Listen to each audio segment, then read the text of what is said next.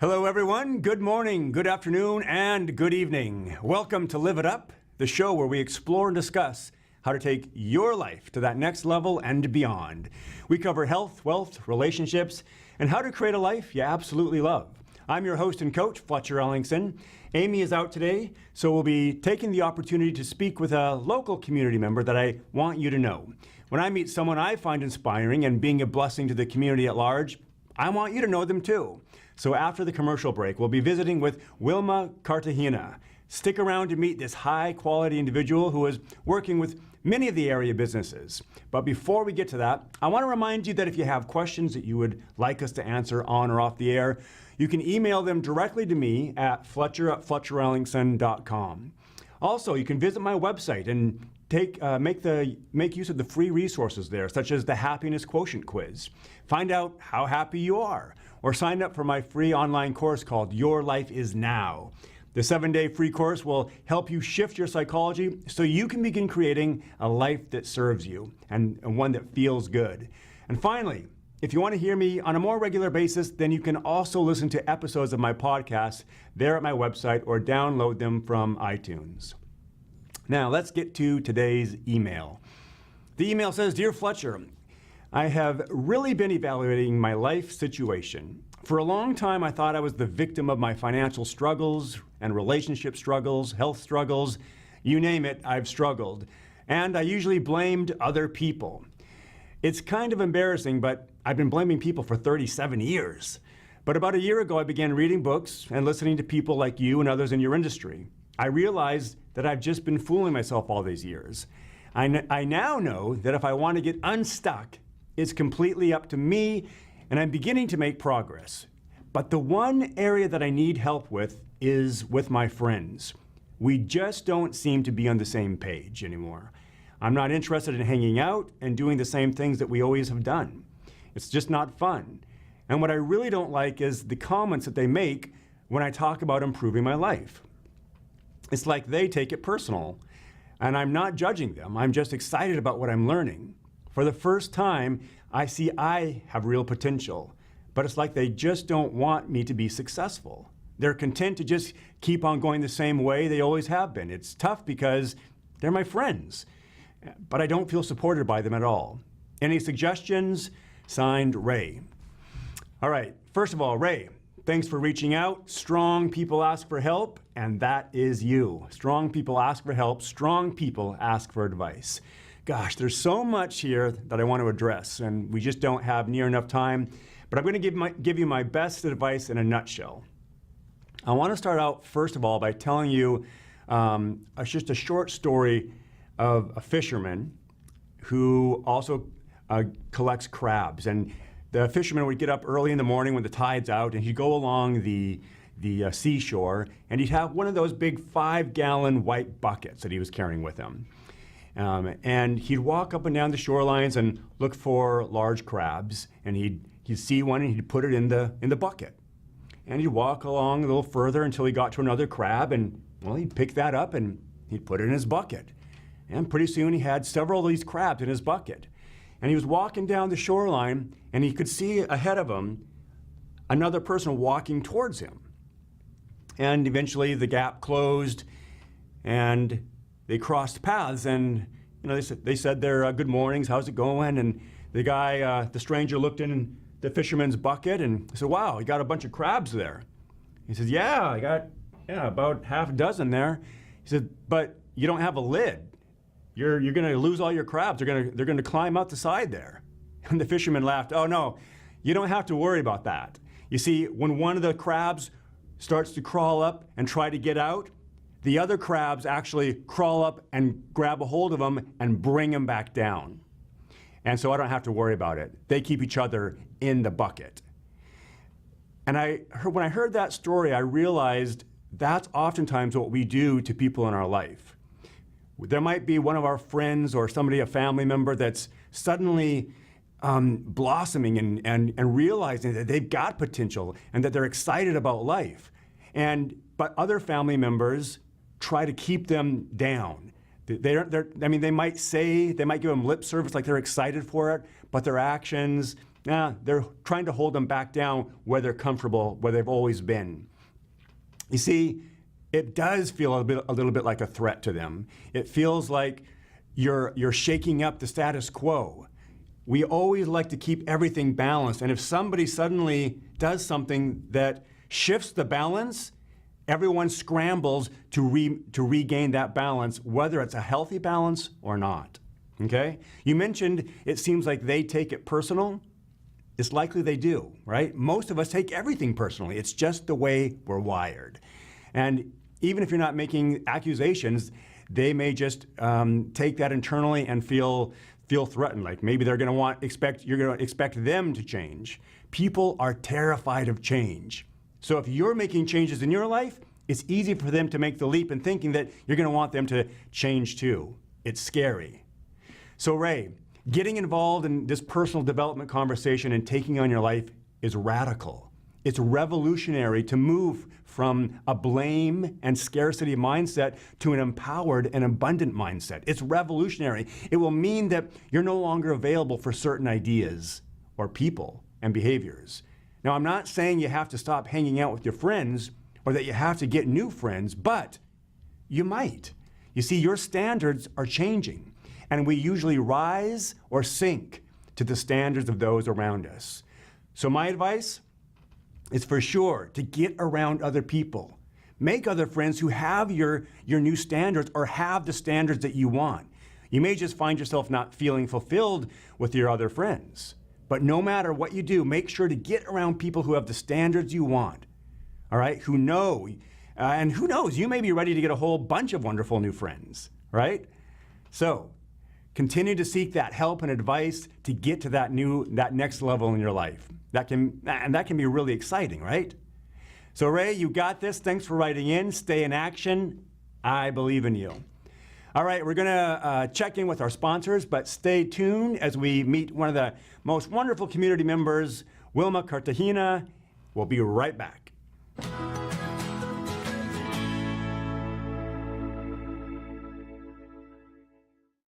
Hey everybody, welcome back to Live It Up. We are here with Wilma Cartagena. Wilma, nice to see you today. Nice to see you again. And thanks for being on the show. Thank you, it's my pleasure. Yeah, good. Well, the reason I wanted you to come on here, because you have your fingers in a lot of things in our community, and you make a difference for people, so I thought, I want to have her on, and she's a successful person. I like visiting with people who are successful, because I like to find out how you got where you're at, right?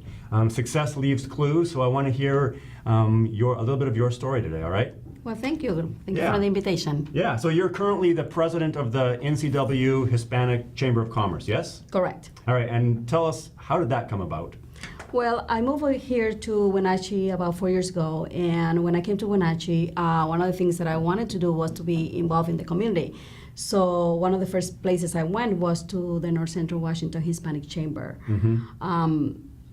In that process, I met a lot of great people, and the opportunity came up to step up to the plate and do some work with them. So for me, it's always a challenge, and it's always a blessing to work with the community. So I said, I'm here. How can you use me? Nice. So that's how I ended up becoming president of the North Central Washington Hispanic Chamber of Commerce. You know what I love about that answer is that a lot of people sit in their lives, and they would like to get involved, but they're not sure how. And what I love about your answer is that you just showed up and you said, hey, here I am, how can you use me? Correct. Which is a great way to show up in the world. Like, I don't know exactly, why I'm here or what you can do, but make use of my talents if it's a good fit. And that's a great way to just be open, right? Yeah, correct. I always believe that about 80% of your success depends on how you show up and when do you show up. And you have to always be open to the possibility of being of service. Mm-hmm. And I am about service, so I just said, use me where you can, and that's how I try to live my life, and I'm grateful for that. Nice. So in your capacity at the Chamber, what are some of the things that you do? Well, I basically represent the Hispanic community businesses, advocate for them. I also try to connect them with other businesses. I try to connect the mainstream community with Latinos and back and forth. So for me, the analogy is you serve as a bridge between communities, and that's mostly my role. And also I provide mentoring and support to professional Latinos who don't own a business but want to advance their career, or they are just in that process of transition. Maybe, this job that I have here is great, but I want to own my own business the next time, so I just connect them with the right people and provide some mentorship. So you're like a connector. Yeah, I am a connector. That's what I am. Yeah, those are valuable people in our community, right? Thank you. Yeah. I tell the mainstream community, I'm your cultural connection. Yeah. You serve sometimes as a cultural translator to those who may not be familiar with how we do business or how we relate to one another. So I take very much pride in that work. Good. Now, you also sit on the Wenatchee Chamber of Commerce, so this is unique. So tell us about how did that come about? Well, that was interesting because what happened was that the NCW Hispanic Chamber has about a 20-year history here in the Valley. 20 years? So people may or may not know that there's actually a Latino chamber. But they have about a 20-year history, and their main focus or goal has been to provide scholarships also to Latino students. And through the initiative, and I think that people are really familiar with Our Valley, Our Future initiative that happened here in the community, which is a game changer for this community. And amazing work is being done. So one of the goals of that program was to have both the Wenatchee Valley Chamber and the Latino Chamber just work more closer together, more collaboration, and maybe somehow joining these two organizations. Got it. So the opportunity came about. I spoke to Shiloh Burgess, who is the current executive director of the Wenatchee Valley Chamber, and there has been conversations over the year, but nothing ever came to fruition. But I am about doing big things, and I think this is the right time. And I was nominated for that vacant seat, and it makes sense. Yeah. Because we have this both business community who do a lot of work together, but somehow we're not connecting. So there's a seat, and I'm holding that seat for now. Placemaking is what we call it in our community. We make place for others who come after us. So for now I'm there, but hopefully, somebody else will step to the plate when the times come. It's a 2-year commitment. And as long as I'm there, I'm making sure that we are all working together for the greater community. Latinos and mainstream community together, because this is one community. And that's the way I look at it. I love it. So again, you are connecting. Connecting. Yeah, and none of it would have happened if you hadn't just shown up and said, hey, here I am. How can you use me? Exactly. And sometimes, you say, how can you use me? And you don't know how much work it is. Sometimes there's a lot of work. Yeah, sometimes like, oh, great. Oh, we got lots of work for you. But you have to be open. Yeah. Open to whatever comes up. Yeah. And you have to have a heart for service, definitely, because we are all volunteer organization, so we don't get paid. Obviously, I have a full-time job that I love and care for, but community is my passion, and that's what I do. Well, and I assume it requires quite a few hours. Yes, and I am able to navigate, sometimes I'm 2 o'clock in the morning working on something from the chamber, or sometimes it's in the evenings. It just depends. You just work it around. Right. There's always time if you want to do it. I love that. You know what? Most people say, gosh, there just isn't enough time. I don't have enough time to do this. So No, there's always time. There's always time. It's just a matter of making it a priority, right? Yes, you have to set your priorities. Is this important to me? Yes. Does it speak to me? Does it have meaning? Thank you for setting us straight. Yes. there is enough time. It's just got to make it a priority. Correct. Right on. Real quick, what is something that you see that is working for the Latino businesses, and what is a challenge that you see?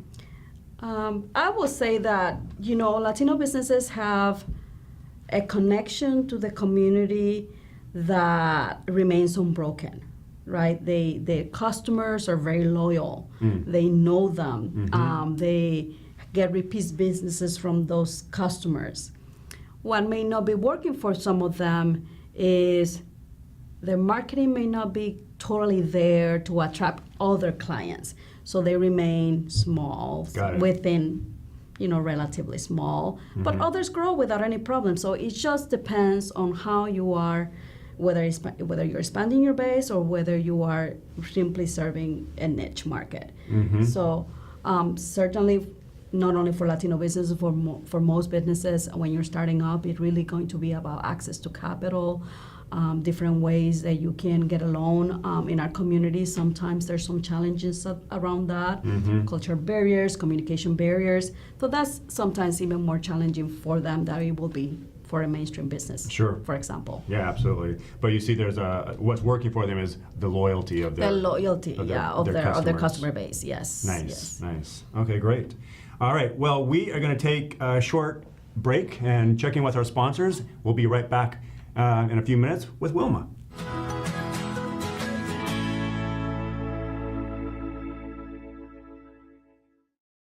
Hey everybody, welcome back. We're going to continue our conversation with Wilma, who is an extremely busy person, but makes time for the priorities in her life. And tell me, when you're not working with the Chamber, what are you doing? Well, if I'm in town, I am hiking. Okay. Or I live in a beautiful place, so you will find me walking around the river, and sometimes you find me dancing. Dancing? I love dancing. Oh, right on. Yes. I love dancing too. Yes. It feels so good, right? It feels great. Yeah. And I think weren't you in Chelan recently for a hike too, like up on the butte? Yes. Yeah, okay. Yes, I love hiking. I love the outdoors. I'd rather be outdoors than indoors. So every time I get a chance, I just get out there. Plus, it's just a way to connect. And because I do so much stuff, Yeah. I need that time Yeah. alone too. Yeah. Well, that was one of my other questions, is that you've got a lot of demands on your time, right? You've got a lot of people who want your time and have questions, and that can be taxing. So how do you stay positive? What do you read or listen to that feeds not just your body but your mind? Well, I listen to podcasts a lot about empowerment and staying positive. I listen to you, Okay. your podcasts on Facebook that you put on. They're really great. I read a lot, and a lot of it I read all kinds. I've been reading since I was 5 years old, so I read all kinds of things. And I also take time to have quiet time for myself. If I feel I'm overwhelmed, if I'm doing a lot and I haven't taken time for myself, I always set aside time for just quiet, total silence. There's no music, there's no reading, there's nothing. I just sit, look at the river, and I think that has so much value. Because we are usually listening to something, watching something, interacting with people, which is all fine, but there is huge value in the practice of stillness and quiet. I love that. Yeah. Yeah. That's my favorite part. Good. And then that re-energizes you. Exactly. Cool. So what do you attribute to your success? It's funny because, I don't really call it success as calling living your best life, right? And I believe it is because I set my mind out to be happy, no matter my circumstances, no matter what happened in my life, I was going to be happy. So I show up, and that's it. I try to be positive. I engage with people, and I don't let things that I had no control over get me down. I love it. Yeah. So that's in my courses I talk about willpower, and I define willpower as the ability to manage your thinking and your actions.